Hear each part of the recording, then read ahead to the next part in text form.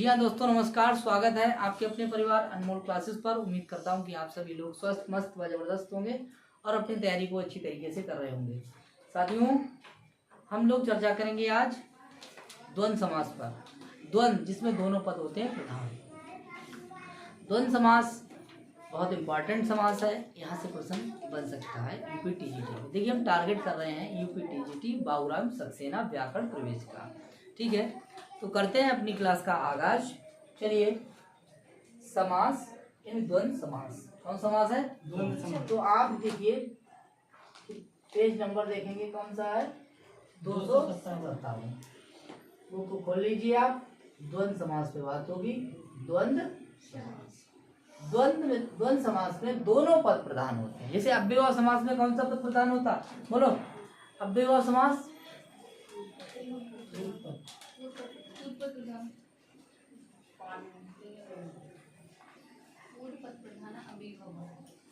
उत्तर पद प्रधान।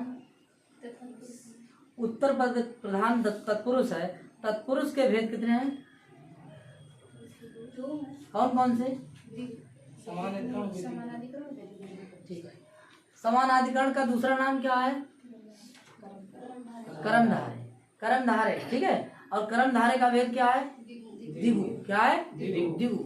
समास बाबूराम सक्सेना के अनुसार अगर आ जाए परीक्षा में तो कितने लगाएंगे? 4। कितने लगाएंगे? 4। अव्ययभाव, तत्पुरुष, द्वंद्व, बहुव्रीहि कितने लगाएंगे? 4। लघु सिद्धांत कौमुदी के अनुसार 5। कौन सा हो जाएगा? पहला केवल समास, अव्ययभाव समास, तत्पुरुष समास, द्वंद्व समास, बहुव्रीहि समास।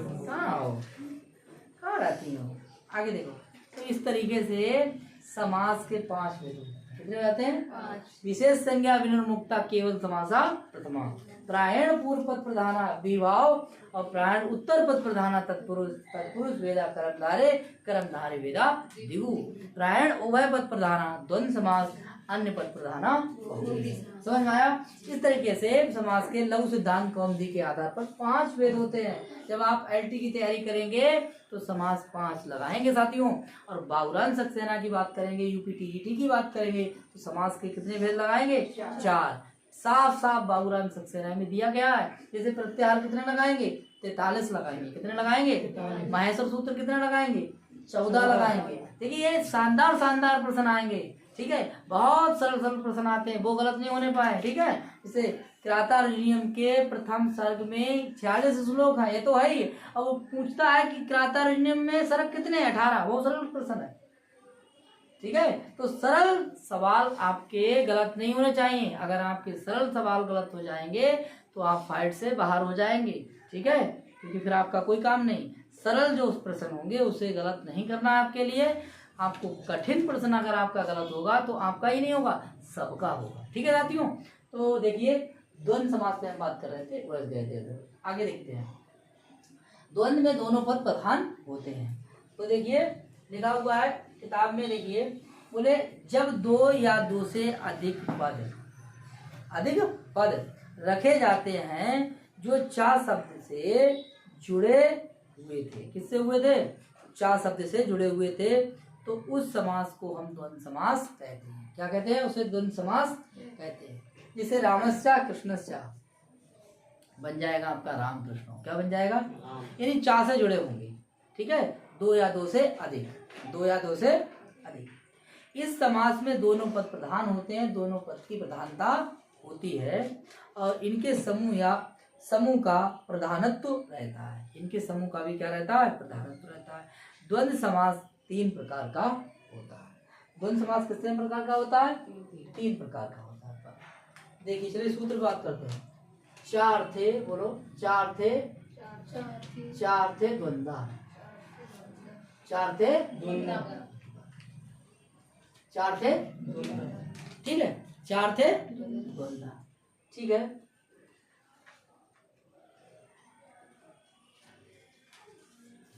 अगर चा की बात करें कि ये चा के कितने भेद हैं? तो देखिए, चा के कितने भेद हैं? 4। कितने हैं? नंबर 1 इतरेतर, इतरेतर, इतरेतर। तो कौन सा है? समाहार। फिर आपका कौन सा है? समुच्चय।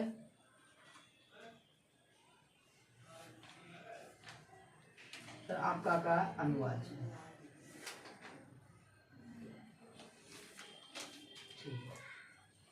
अगर चा पूछा जाए, चा के कितने भेद हैं, तो हो जाएगा आपका इतरेतर, समाहार, समुच्चय और अनुवाच्य। ठीक है।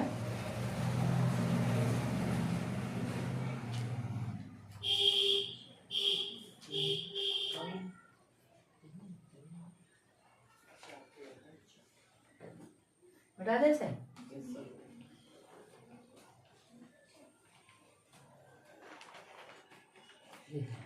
द्वंद्व समास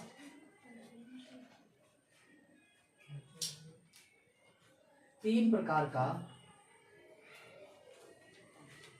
होता है।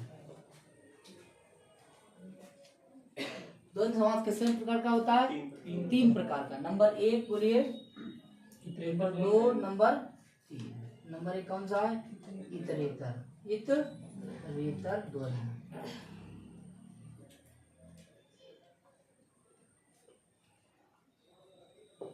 ठीक है। फिर कौन सा है? समाहार द्वंद्व। समाहार द्वंद्व समास। फिर कौन सा है हमारा? एक शेष द्वंद्व। एक शेष द्वंद्व।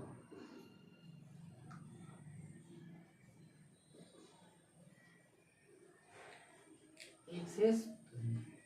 समास के कितने भेद होते हैं? द्वंद्व समास के तीन। कौन कौन से हैं? इतरेतर, समाहार और ठीक है। देखिए इतरेतर द्वंद्व समास। इतरेतर ठीक, इसमें पद कैसे होते हैं? इसमें होते हैं अलग अलग पद। कैसे होते हैं? अलग अलग। लिख लीजिए, अलग अलग। ठीक है। इसमें क्या होता है? इसमें समाहार होता है। क्या होता है? समाहार का मतलब क्या होता है? समूह होता है। क्या होता है? समूह। ठीक है। और इसमें क्या शेष रहता है? इसमें एक ही शेष रहता है। एक ही पद शेष रहता है। समझ में आया? देखिए ये है इतरेतर द्वंद्व समास। इसमें पद कैसे होंगे? अलग अलग। कैसे होंगे? अलग अलग पद होंगे। जैसे राम कृष्ण होगा। क्या होगा? राम अलग है, कृष्ण अलग है। ऐसे ही समाहार में क्या हो जाएगा? जैसे पाणिपादम, एक समूह का बात करेगा। किसका? समूह। एक शेष द्वंद्व में क्या हो जाएगा? जैसे माता पितरौ, माता और पिता तो बराबर क्या बन जाएगा? पितरौ। तो शेष क्या रहेगा? एक।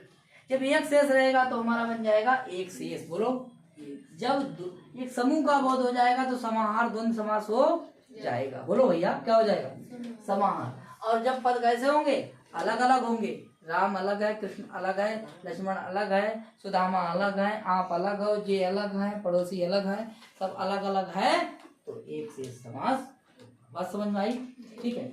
का इतरेतर कौन सा हो जाएगा? इतरेतर। तो इतरेतर, समाहार और एक शेष। कोई दिक्कत यहाँ तक? ठीक, आगे बात करते हैं। यहाँ तो बिठा दे भैया।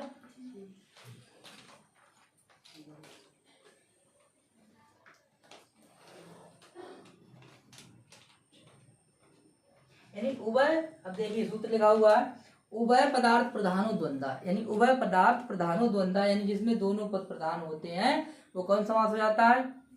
द्वंद्व समास। ये देखिए दूसरे नंबर पर पॉइंट लिखा हुआ है, इस समास में दोनों पद प्रधान होते हैं और इसके समूह या समूह का प्रधानत्व होता है और समास तीन प्रकार का होता है। तो वहीं पर 2 नंबर लिखा हुआ है, इसका मतलब है कि सूत्र नंबर 2 की बात हो गई।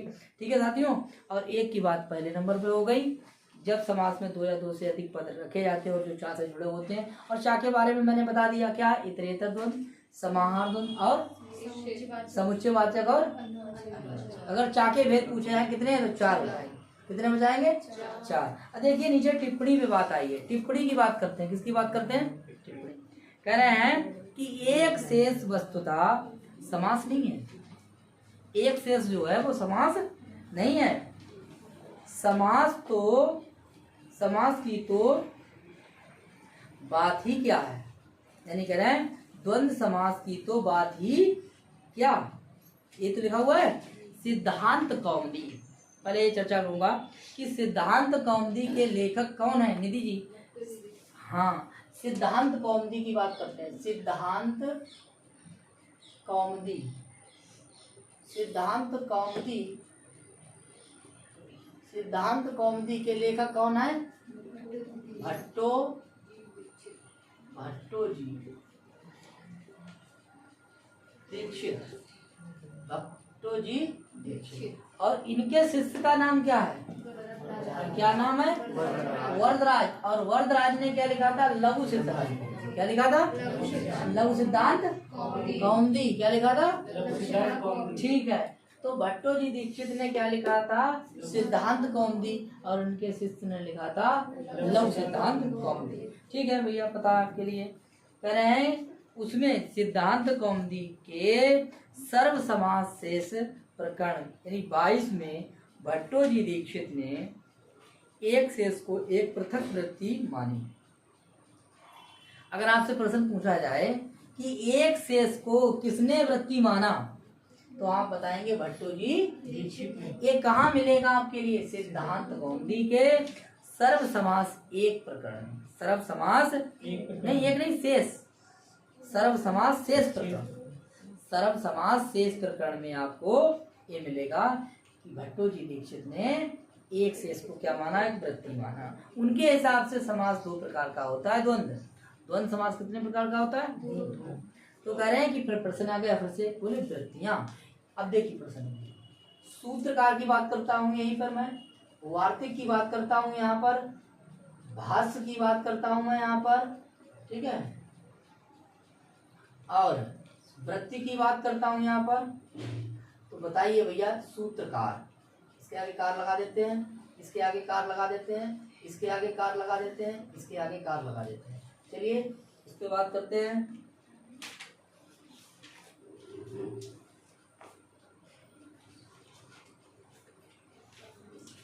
देखिए सूत्रकार कौन है? पाणिनि। ठीक है, सूत्रकार कौन है? पाणिनि। इन्होंने अष्टाध्यायी लिखा। क्या लिखा? अष्टाध्यायी। पाणिनि है। वार्तिककार कौन है? कात्यायन है। कौन है?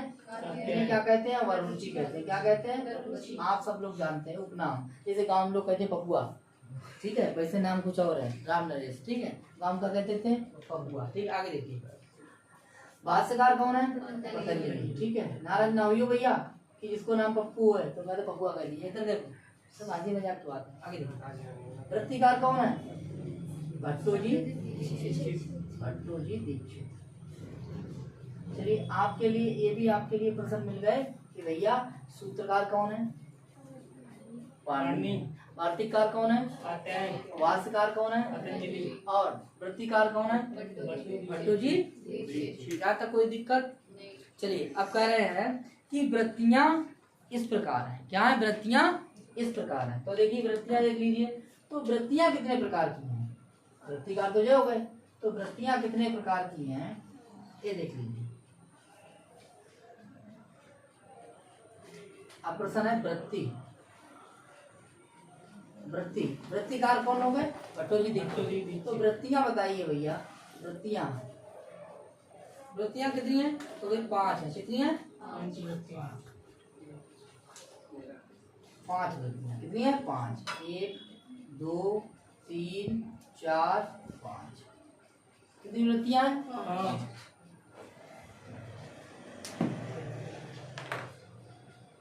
पांच वृत्तियां देख लीजिए भैया।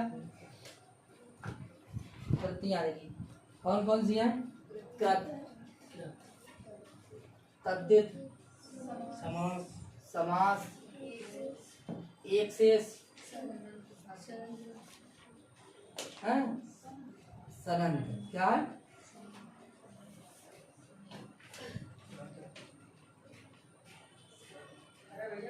सनंद धातु,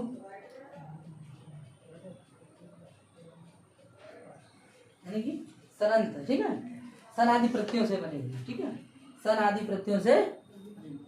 तो देखिए वृत्तियां पूछी जाएगी तो कौन है? कृत, बोलो कृत, तद्धित, समास, एक शेष, कृत, तद्धित, समास, एक शेष और सरादंत धातु रूपा। इसका मतलब सन आदि जो प्रत्यय लगे होते हैं, सन क्या है? सन आदि जो प्रत्यय हैं इन्हें भी क्या कहा गया है? वृत्ति तो कहा गया है। इन्हें क्या कहा गया है? वृत्ति। तो परीक्षा में सवाल आता है कि वृत्तिकार कौन है? भट्टो जी, वृत्तियां कितनी हैं? कौन कौन सी हैं? कौन सी वृत्ति है, कौन सी वृत्ति नहीं है? ये भी प्रश्न बनाएगा तो आप जवाब देंगे, बोलो नहीं देंगे? देंगे। जब याद होंगे तभी तो देंगे, याद ही नहीं होगा देंगे क्या? ठीक है। तो कृत, तद्धित, समास, एक शेष और सनातन धातु रूपा। ठीक है। इस तरीके से वृत्तियां कितनी हो गई? 5। कहते हैं कि वृत्ति है, बोले परार्थ अविधानम वृत्ति। परीक्षा में सवाल आता है कि वृत्ति क्या है, तो जवाब होगा परार्थ अविधानम बराबर वृत्ति। परार्थ अविधानम बराबर क्या है? परार्थ अविधानम। परार्थ अविधानम बराबर क्या है? तो बोले क्या है? वृत्ति है। क्या है? इसे नोट कर लीजिए। ठीक है। परार्थ अविधानम क्या है? वृत्ति है। आगे बात करते हैं। अब देखिए कह रहे हैं कि कृत, तद्धित, समास, एक शेष और सन इत्यादि प्रत्ययों से बने धातु रूप ये 5 प्रकार की वृत्तियां हैं। वृत्ति क्या है? परार्थ अविधानम को वृत्ति कहते हैं। अर्थात दूसरे पद के अर्थ में अंतर्भूत जो विशेष अर्थ होता है उसे हम परार्थ कहते हैं। अर्थात उस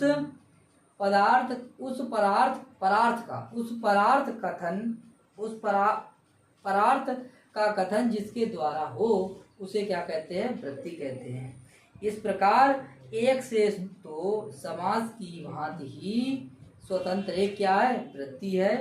दूसरे के पद में अंतर्भूत किसी विशिष्ट अर्थ को प्रकट करने का एक स्वतंत्र ढंग है। क्या है? ढंग है।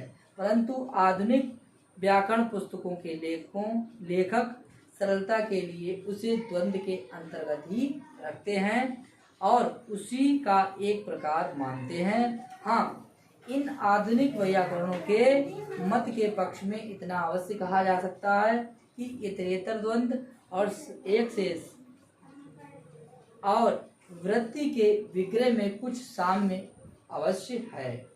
हाँ, इतना हो गया। और कह रहे हैं और वह ये दोनों प्रायः एक ही प्रकार से किए जाते हैं। कह रहे हैं कि वह ये दोनों एक ही प्रकार से किए जाते हैं। ठीक है। चलिए कोई बात नहीं। तो यहाँ तक जितने प्रश्न थे उस पर बात कर दिए हमने। अगर वृत्ति पूछी जाएगी तो आप क्या करेंगे? परार्थ अविधानम क्या है? वृत्ति है। और वृत्तियाँ कितनी है? 5 है। ठीक है। कोई दिक्कत भैया? आगे देखते हैं। इतरेतर द्वंद्व समास पे बात करेंगे। चलिए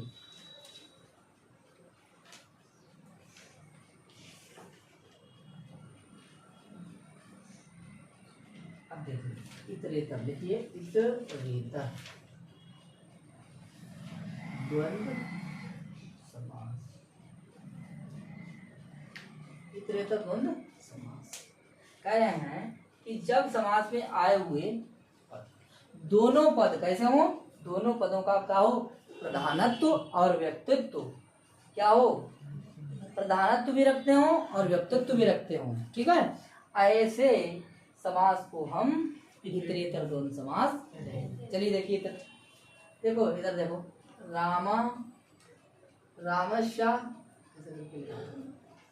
रामस्या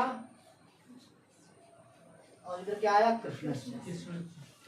क्लियर? ऐसे इधर लिख लीजिए माताचा और पिताचा। इस बात को समझ लीजिए। माताचा भैया बात समझ में आया? इधर देखो ये क्या है? हमारा विग्रह। बोलो क्या है जी? बोलो क्या है जी? विग्रह। अब देखेंगे इसको बनाएंगे तो क्या बन जाएगा? राम कृष्ण। कितने हैं? 2 हैं तो क्या बन जाएगा? राम ठीक, बहुत बढ़िया। आगे देखिए यहाँ क्या बन जाएगा? पितरव। क्या बन जाएगा? पितरव। बताइए भैया यहाँ क्या से था? 1 की 2?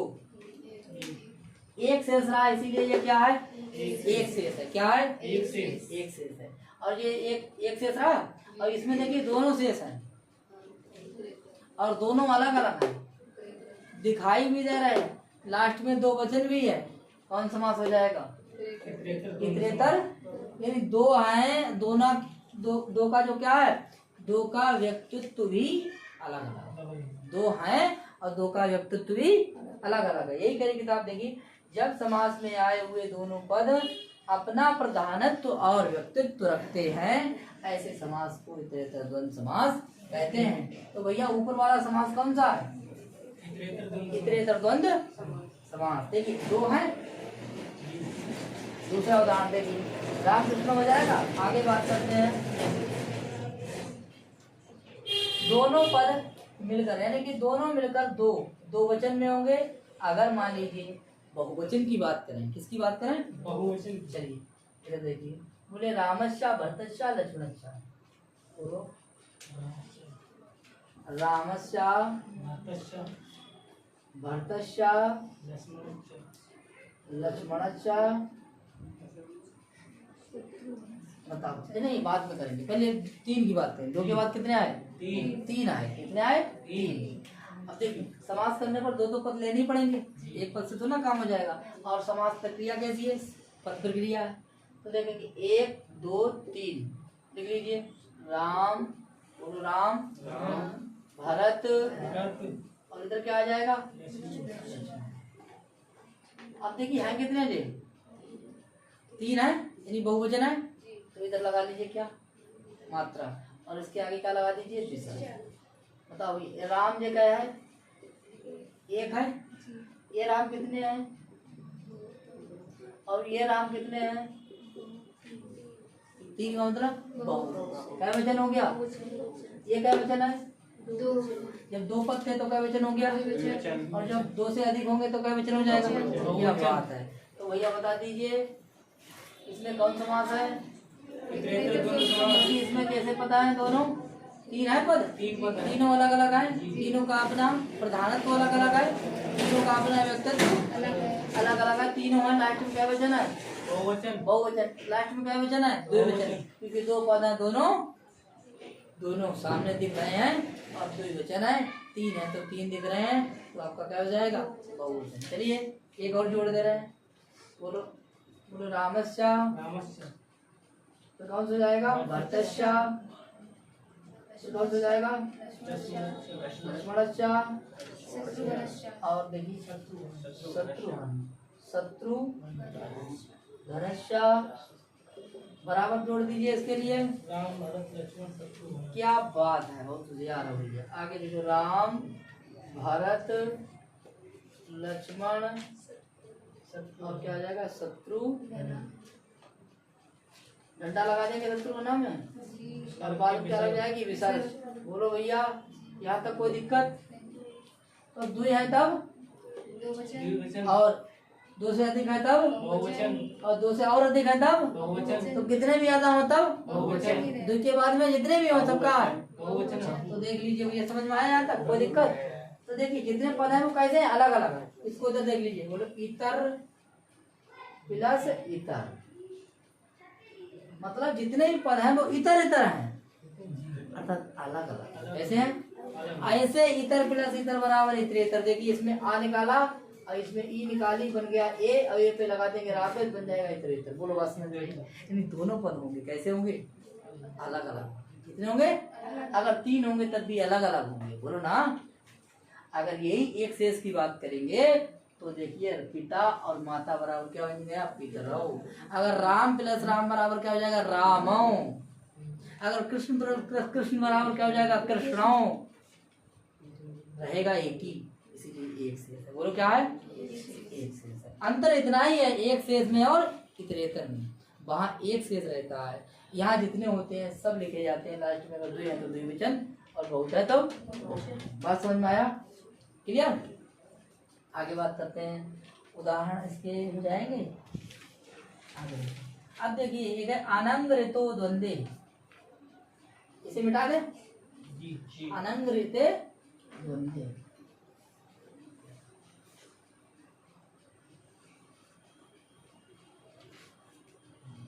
सूत्र देखिए, आनंद ऋते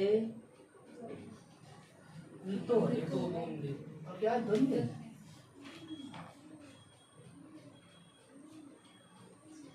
कह रहा है कि रिकार में अंत होने वाले, इसमें रिकार में अंत होने वाले विद्या संबंध या विद्या संबंध तथा योनि संबंध के वाचक, तथा योनि संबंध के वाचक पद या पदों के साथ द्वंद्व समास होता है। पदों के साथ भी द्वंद्व समास, तब अंतिम पद के पूर्व में स्थित ऋकारांत पद के स्थान पर आकार हो जाता है। क्या हो जाता है? आकार हो जाता है। क्या हो जाता है भैया? कह रहे हैं जब ऋण में अंत होने वाले हो, किसमें अंत होने वाले हो? हाँ, विद्या संबंध हो या फिर योनि संबंध के वाचक हो, दो हो तो पदों के साथ द्वंद्व समास होता है। और तब अंतिम पद के पूर्व वाला पद के स्थान पर, ऋण के स्थान पर बड़ा आ हो जाता है। चलिए देखिए, होता और पोता, होता और पोता। देखिए भैया, ये लिखा है क्या? होता। ये क्या लिखा है? होता। ये क्या लिखा है? चार तीन। यहाँ तक समझ में आया? होता चा पोता चा इति, समझ में आया? यहाँ तक होता चा पोता, बात समझ में आई? बोलो भैया। अब ये कैसे है? देखिए,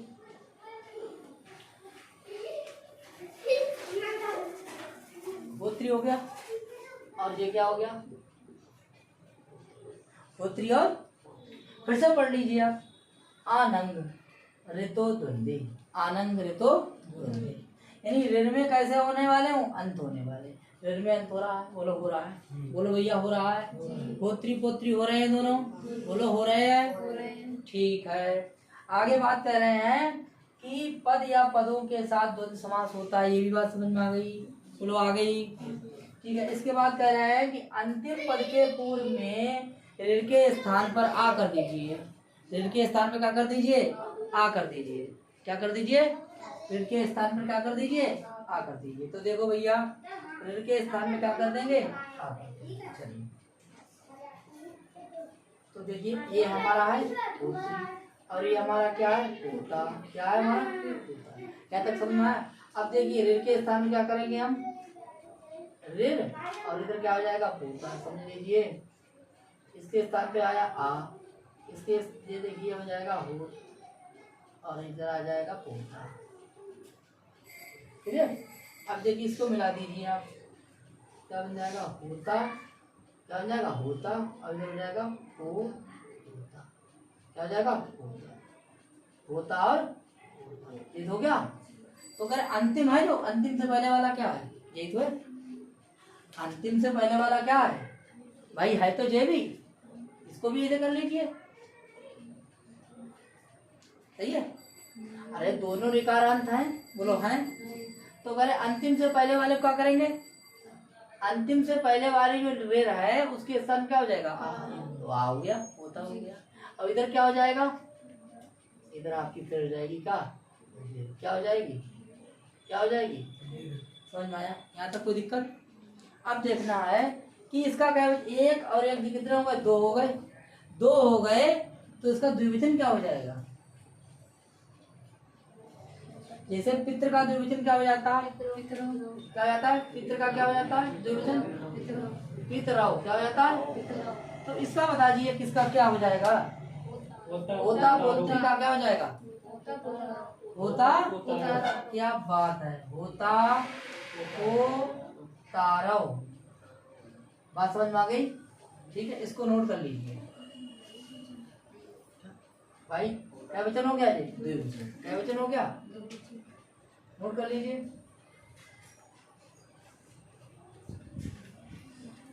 सही है? अंतिम वाले से पहले वाले को क्या करेंगे? ऋण करेंगे, और बाद में जब जोड़ेंगे तो रूप चलाएंगे तो द्विवचन करेंगे। द्विवचन करेंगे, जैसे पितृ का क्या हो जाता है? पितरौ। बोलो क्या हो जाता है? पितरौ। वैसे ही ऐसे क्या हो जाएगा?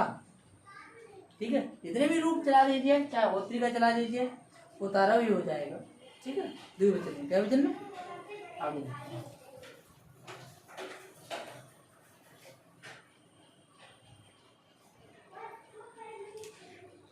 आगे देखते हैं। बोले माता चा पिता चा, माता चा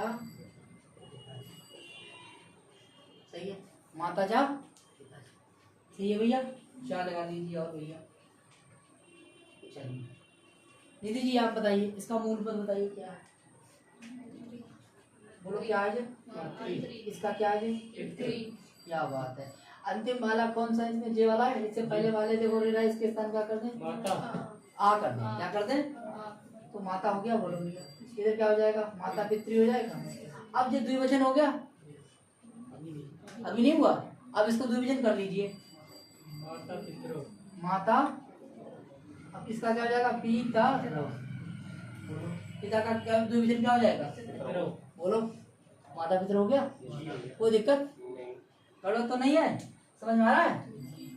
सही है। माता अलग अलग है, अलग अलग हो गए। देखिए माता अलग है, पिता अलग है, इतरेतर दो अंतर्गत आते हैं। जैसे राम कृष्णम किधर हो जाएगा वैसे ही। अरे बनाए कि नहीं, बनाना तो पड़ेगा आपके लिए भैया।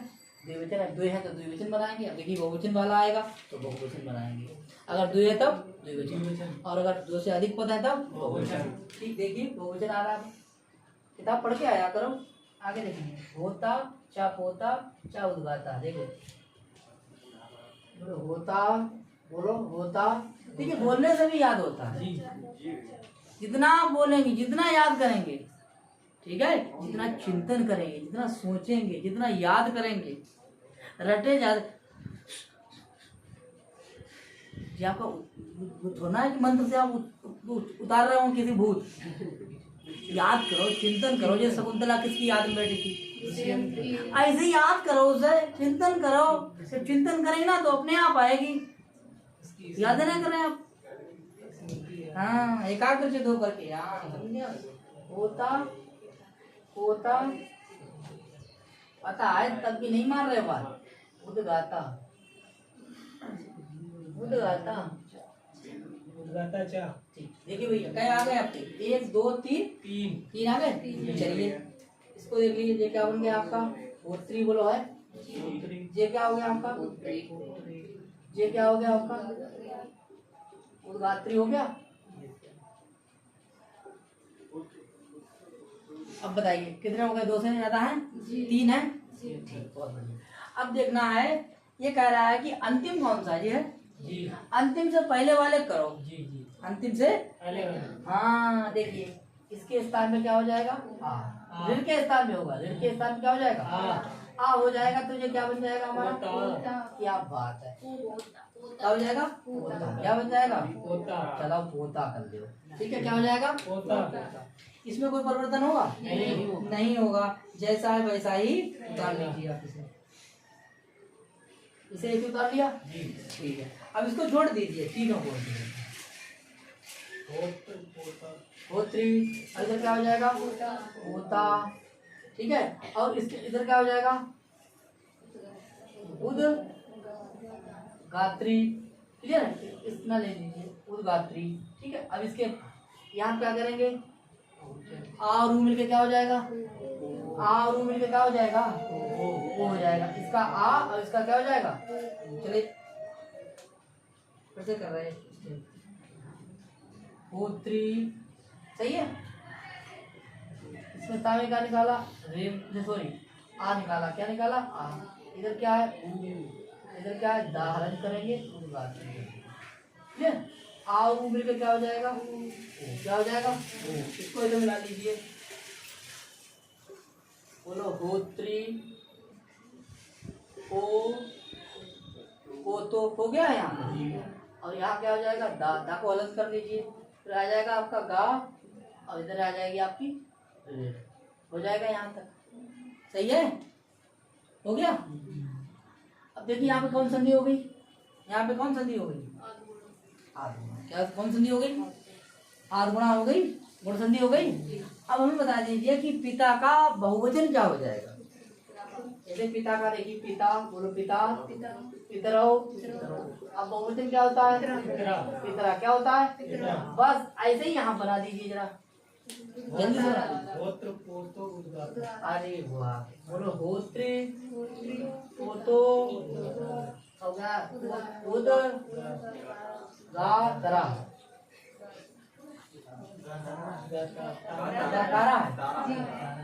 घंटा लगा दें। सही है भैया, नोट कर लीजिए। क्या वचन हो गया जी? क्या वचन है? बहुवचन। हाँ, नोट कर लो। क्या वचन है जी? बहुवचन। जितने आ जाए बहुवचन, ठीक है। समास कौन सा हो जाएगा भैया जी? निधि जी, कौन समास होगा? कौन समास है? हाँ, तो इसमें क्या सीखा हम लोगों ने? अनंग ऋतो, ठीक है। अनंग ऋतो द्वंद्व, यानी द्वंद्व समास में क्या था कि अंतिम वाले ऋकारांत का अंतिम जो पद होगा उससे पहले वाले में ऋ के स्थान पे आ कर देंगे। इतना ही तो सीखा, इतना ही सीखा। अगर दो होंगे तो पहले वाले में कर देंगे, अगर तीन होंगे तो बीच वाले में कर देंगे, और बाकी अगर दो हैं तो द्विवचन और बहुत है तो बहुवचन। अगर यहाँ पे 5 होंगे तो चौथे वाले में हो जाएगा, अगर 6 होंगे पांचवें वाले में, अगर 4 होंगे तीसरे वाले में, 3 होंगे तो दूसरे वाले में, अगर 2 होंगे तो पहले वाले में। क्लियर हो जाएगा, बाकी समझ जाएंगे।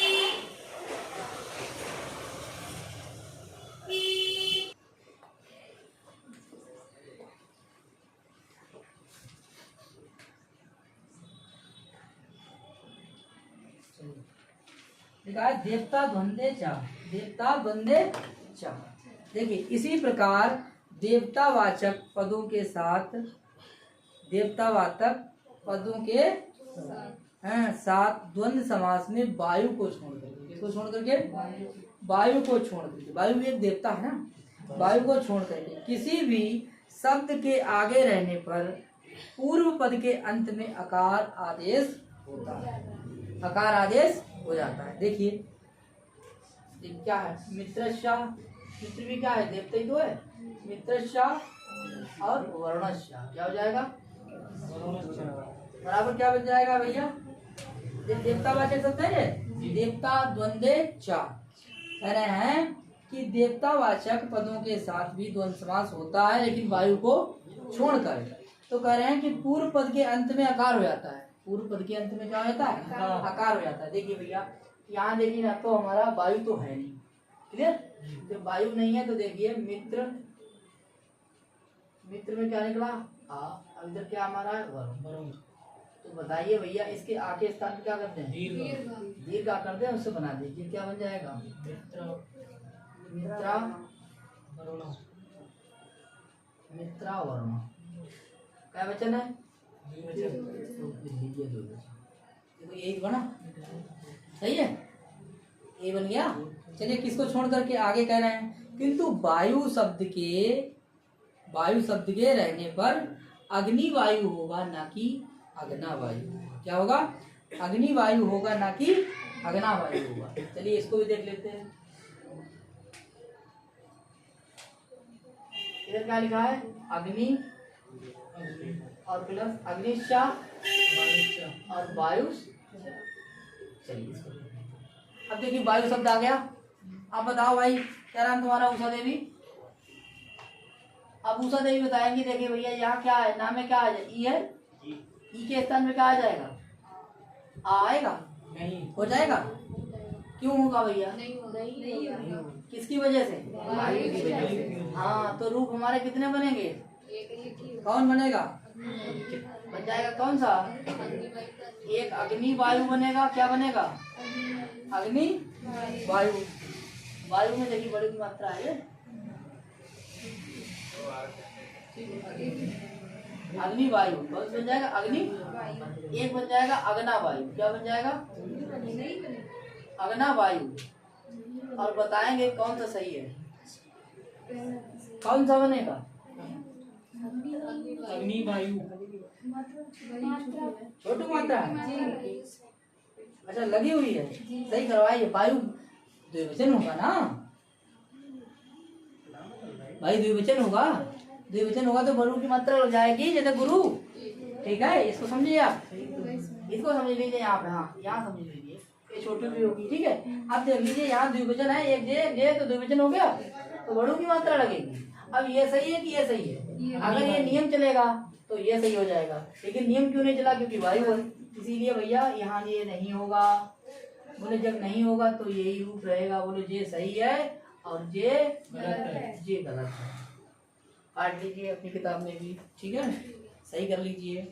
कह रहे हैं किंतु इस सूत्र की प्रवृत्ति केवल इन्हीं देवताओं के द्वंद्व समास में होती है जिनका शास्त्रीय संबंध यह प्रसिद्ध है, शास्त्रीय प्रसिद्ध।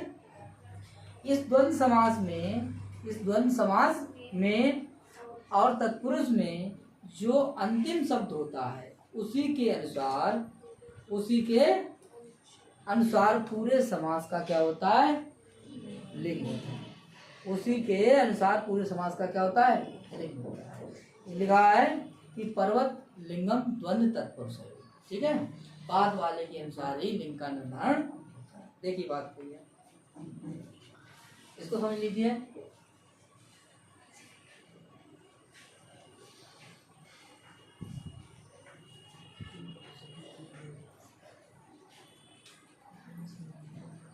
क्या लिखा है? मयूरी। क्या लिखा है? और क्या लिखा है?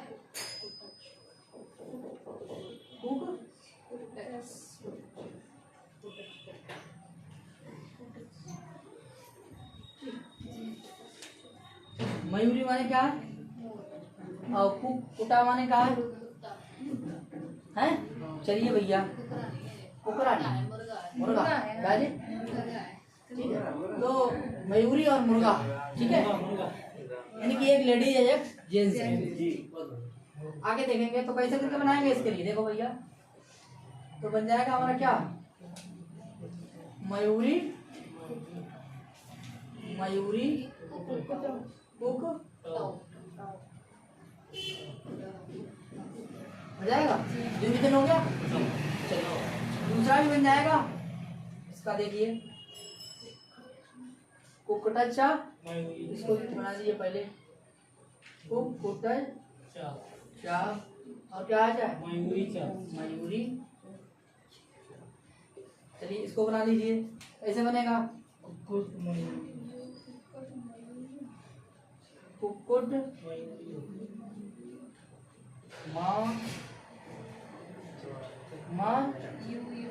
मयूयू।